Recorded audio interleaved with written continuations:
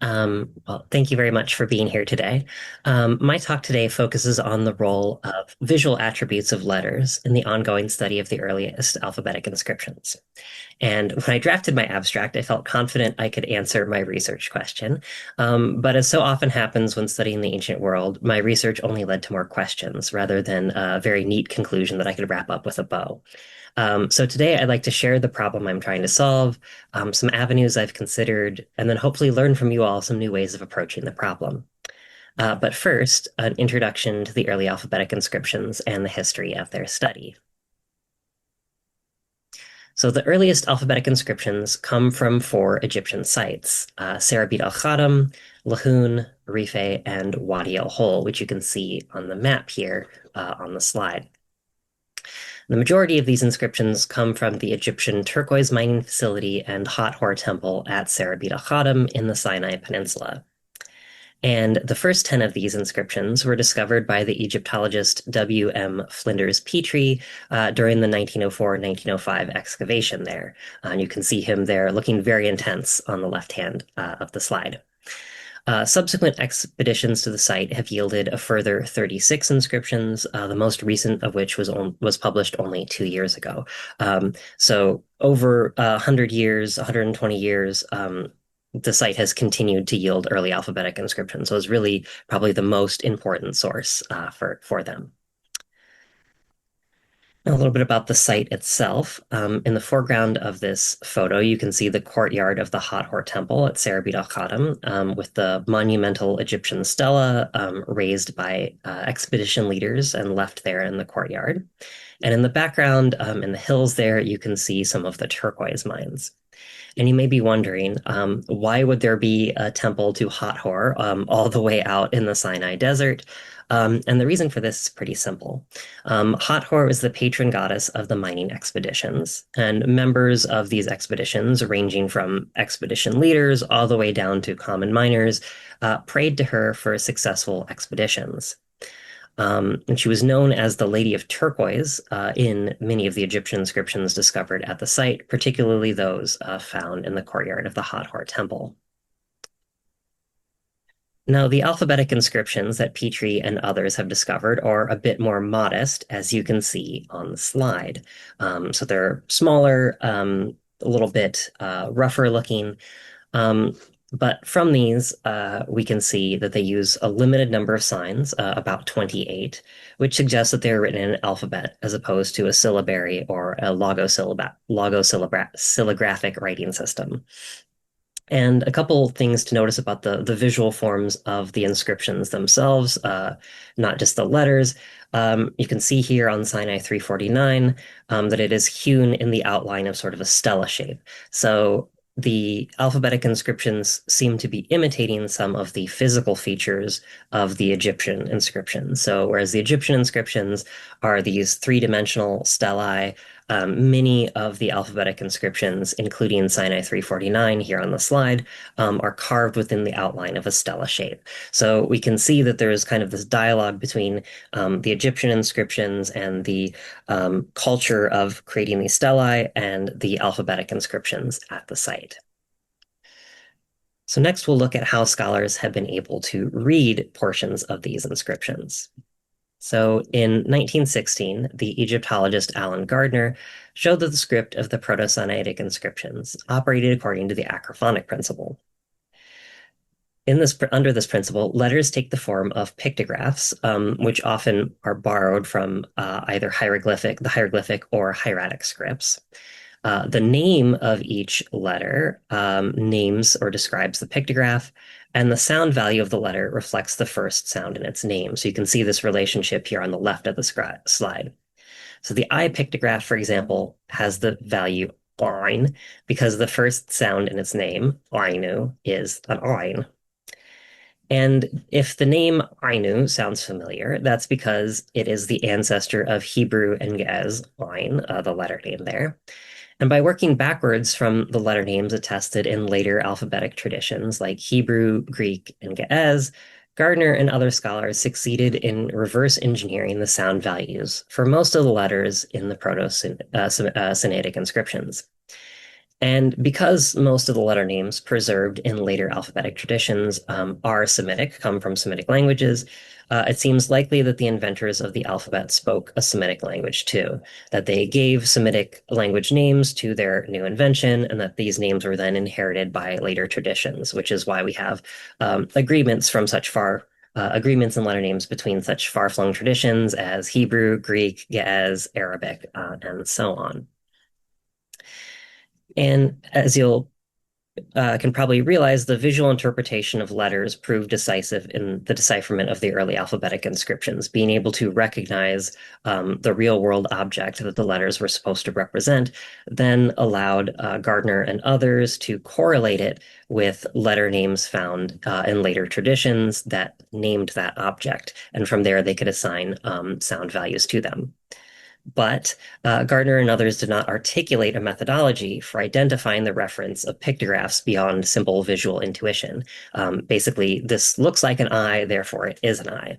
And this leads to a problem, as I will show later in this talk. But first, a little bit more about the early alphabetic inscriptions. So Gardner's acrophonic principle received decisive confirmation in 1919 when Austrian polymath Robert Eisler showed that Sinai 345, a votive sphinx recovered from the Hathor temple, constituted a quasi-bilingual. The Egyptian inscription on the sphinx's left flank contains similar content to the alphabetic inscription on the left hand base of the statuette.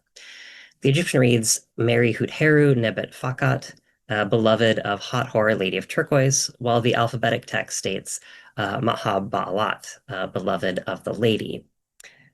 And significantly, these two phrases, beloved of Hathor, Lady of Turquoise, and beloved of the lady, appear in both other Egyptian inscriptions and other alphabetic inscriptions from Serabit al-Haddam, respectively, which means that this correlation then allows us to read other alphabetic inscriptions, early alphabetic inscriptions from Serabit al-Haddam, not just Sinai 345.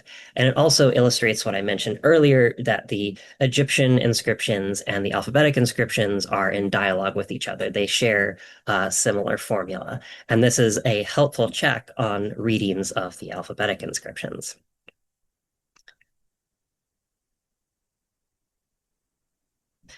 Now, in terms of the date and the context in which these inscriptions are written, the date of the inscriptions remains debated, with proposals ranging anywhere from the 19th to 13th centuries BCE. But recently, a consensus has begun to coalesce around the reigns of Senwosret III, Amenemhat III, and Amenemhat IV, whose reigns collectively span 1837 to 1764 BCE. And the Egyptian inscriptions from the reigns of these pharaohs found at Serabit al-Haddam contain more references to West Semitic speaking individuals than inscriptions from any other time period. They mention Amu, the Egyptian word for people from the Levant, Rechenu, people from this northern Syrian site of Rechenu, 6 individuals with Semitic names, and even a high-ranking Semitic official known as Habidadum, brother of the ruler of Rechenu, pictured here in the middle of the slide, riding a donkey and flanked by his 2 retainers. And Habidadum most likely served as a junior partner in the Egyptian expeditions to the Sinai, getting turquoise to bring back to Syria. And most likely, members of Habidadu's retinue left the majority of the alphabetic inscriptions at Serabit al-Haddam. In addition to the 46 early alphabetic inscriptions from Serabit al-Haddam and its environs, Wadi al-Hol, an Egyptian military road traversing the Kenna bend of the Nile, has yielded 2 additional inscriptions. And these inscriptions date to the late 19th century based on context and share much in context common with the inscriptions from Serabit al-Haddam. So many of the letter forms are similar or identical, and this provides a nice check on both the date of the inscriptions from Serabit al-Haddam, as well as showing the spread of early alphabetic writing in the 19th and early 18th centuries BCE.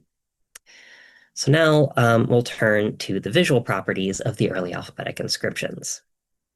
So as I mentioned, Gardner pointed out that most of the early alphabetic letters resembled Egyptian signs, some examples of which you can see on the slide. And he hypothesized that the inventor of alphabetic writing modeled their letters on either hieroglyphs or hieratic or some combination of the two. Interestingly, however, the values of the alphabetic letters do not correspond to the values of the Egyptian signs they're modeled on, which is strange because there are Egyptian signs that express most of the sounds found in the early alphabet. And indeed, Egyptian scribes had developed a special orthography for representing foreign words and names that primarily used monoconsonantal Egyptian signs. And the fact that the inventors of the alphabet did not make use of these monoconsonantal signs to represent Semitic sounds tells us that the inventors of the alphabet either didn't know any Egyptian script or that they did, but they intentionally ignored its properties in designing their new invention. And this is still a debate. Personally, I lean toward the likelihood that they just didn't know Egyptian, but that is still an outstanding issue. And ultimately, the dual parentage of the alphabetic letters, that is, Egyptian forms and Semitic names and sound values, suggests that the inventors of the alphabet spoke a West Semitic language and interacted with the Egyptian scripts in some way, whether as a viewer or as a user remains unclear.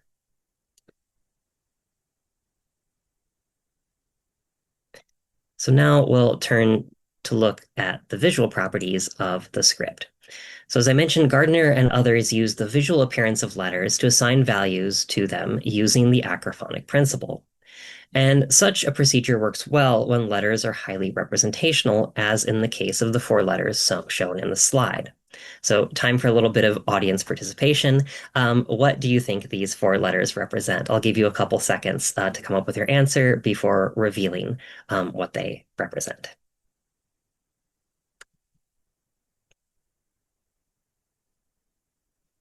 So if you answered ox head, fish, human, and human head, you're correct. So these are pretty easily recognizable.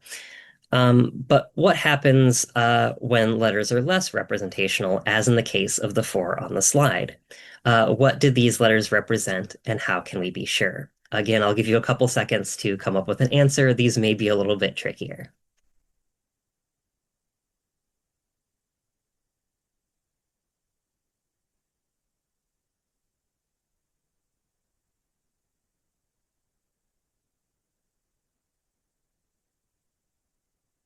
So if you answered axe, yoke, monkey, and thornbush, you might be correct.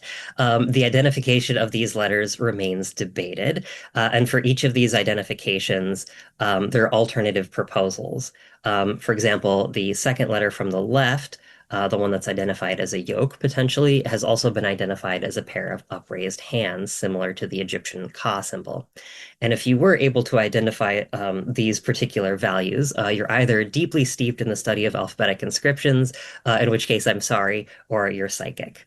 And the comparison of these very iconic letters to the representational letters on the previous slide raises an important question. Why is it harder to identify the real-world referent of these letters than the letters from the previous slide? And I would suggest that it's because they've been reduced to icons. And icons often strip an object down to its most culturally salient feature, and these features differ from culture to culture. As an example of this, the images on the slide, taken from early cuneiform, Egyptian hieroglyphs, and Luwian hieroglyphs, respectively, all represent the same real-world object. Can you guess what that is?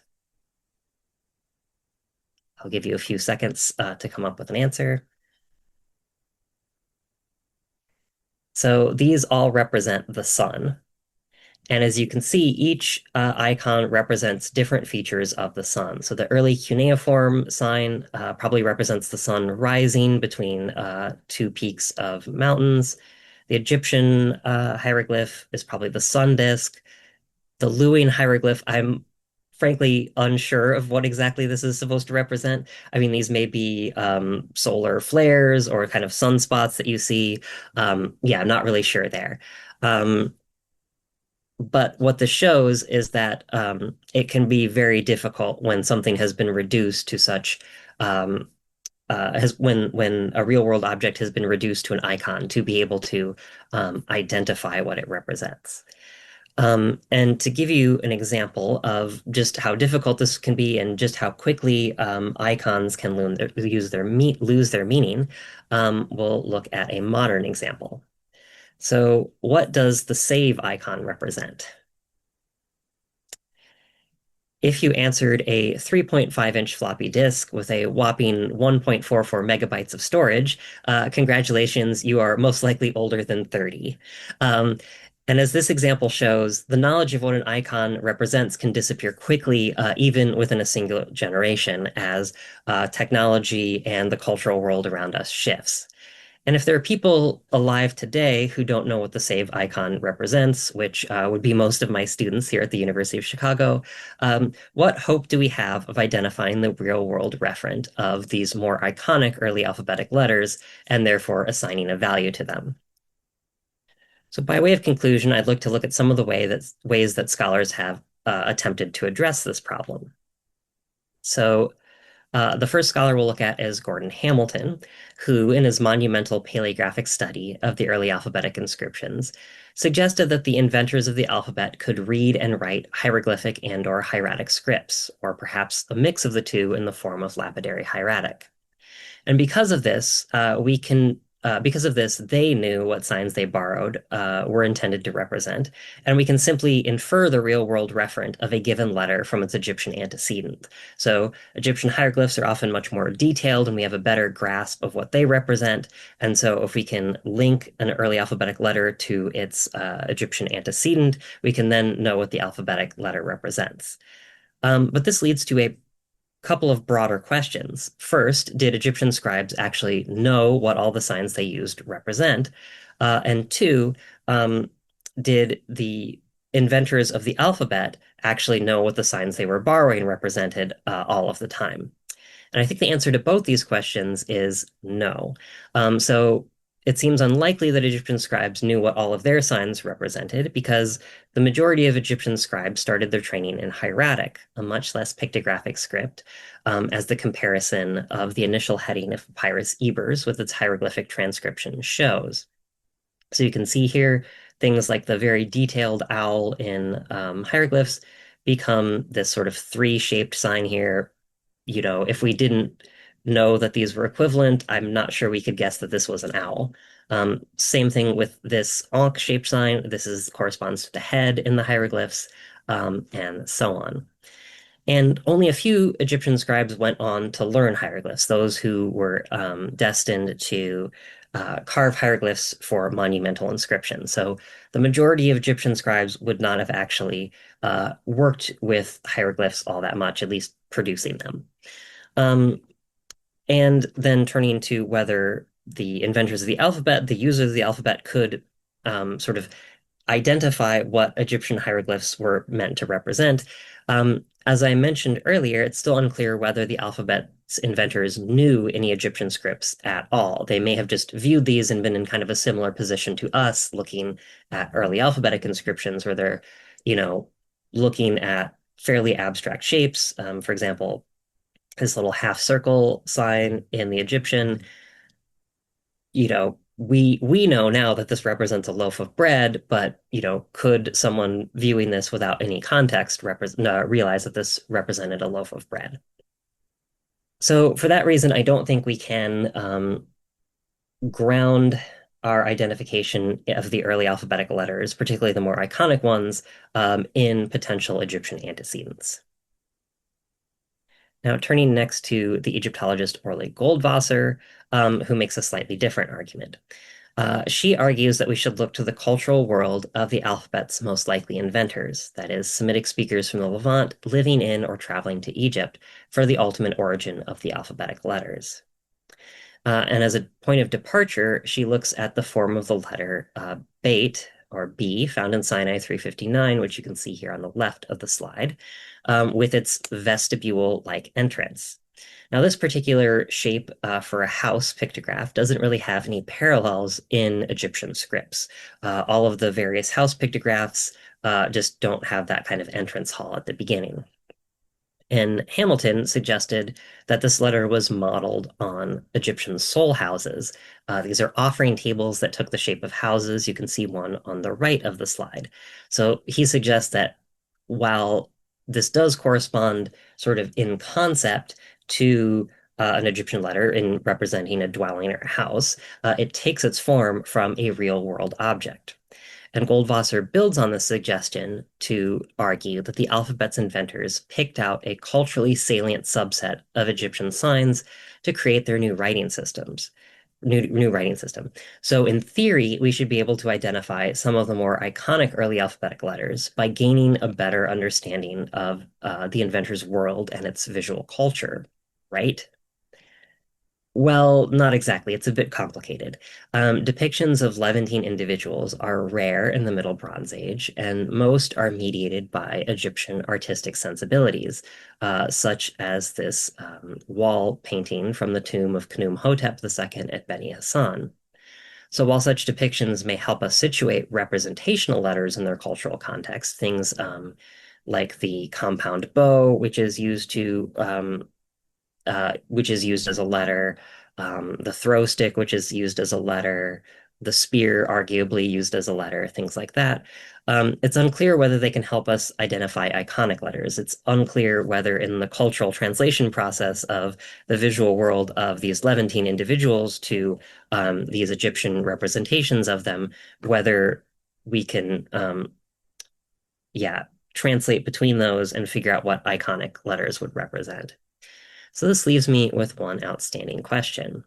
How do we articulate a methodology for determining what an iconic letter represents without simply resorting to visual intuition, saying, I think this looks like X, so it must be X? Um, thank you very much for your questions, or for your attention, and I look forward to your questions and suggestions.